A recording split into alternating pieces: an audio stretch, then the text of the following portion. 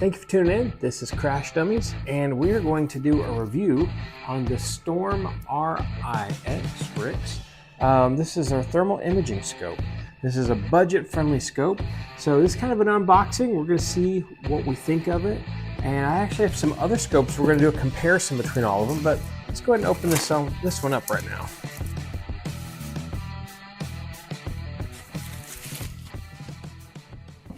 There we go. So here's what it looks like on the inside. We've got our instruction manual, their app. Looks like it's got a quick disconnect mount. It looks like it takes a standard 18650 battery, which you can get those cheap off of Amazon. They don't have the best battery life, but they're just so cheap you could have several in your pocket. It's got, looks like black hot, red hot, different colors. Well, let's take a look at this. So here we go, got the warranty card, and here's the scope itself. Actually, it feels, fairly sturdy. It doesn't feel cheap. It looks like I got the USB-C port right there. Got your power button. It's got some easy buttons on the top. You know me with my buttons. Let's see if there's any juice inside. Let's see if there's a battery in there already. Oh, that's actually super easy to get that off. I thought it was gonna be a hard twist. It was just a hack twist. There is no battery in there though. So let's see if there's a battery inside. Got a couple different boxes here. Okay, a lot of little goodies in here. So it looks like it comes with 2 batteries. Got a cloth for the lens, thermal heat pads for zeroing it in. That's actually pretty cool. That's the first scope I've ever bought that had that. And it looks like it's got a little cover to put, a little bag to cover this up with. That's actually nice too. Oh, okay, little charger. Little charger for the batteries.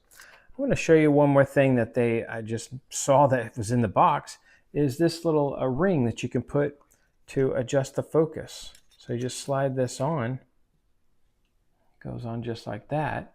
And so that way you're adjusting the focus and not spinning the lens cap. That's actually a really cool little feature on this budget thermal. I really like that. It does have internal storage, so you have to manage that. So you have to take that off if you're getting this too full. And it'll record for 10 minutes, and then it'll actually start over. So it just keeps on recording. So you do have to go in there and turn that off. Let's throw one of these bad boys in there and see what happens. So it's even got their name on it. All right, let's hope this thing's charged up. So that's nice. The red ring is for positive. Took me a second to realize that. All right, so let's see if it was a half turn to get on. Hopefully it's just a half turn to go back on. It's actually super easy. Oh yeah, that's not the power button. I'm used to the AGM. All right, so it's booting up. Just a little bit more. Almost done.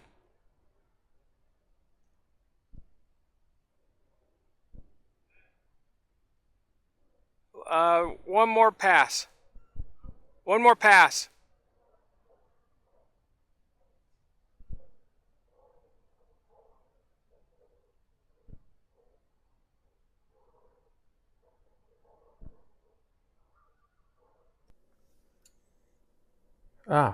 That's actually kind of cool.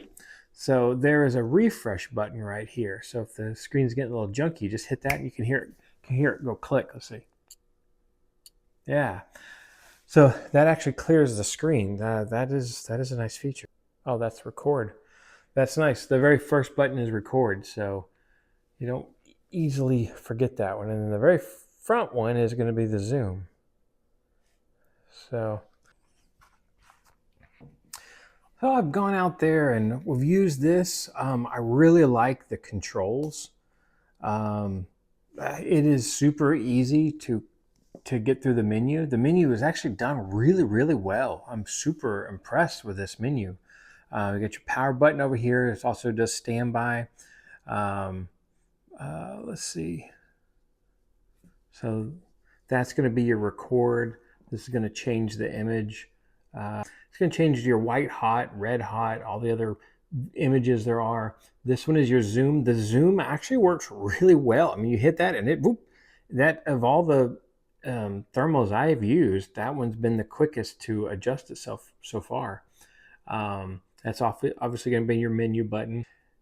So my final thoughts, you know, if this was the most I could afford, you could use this.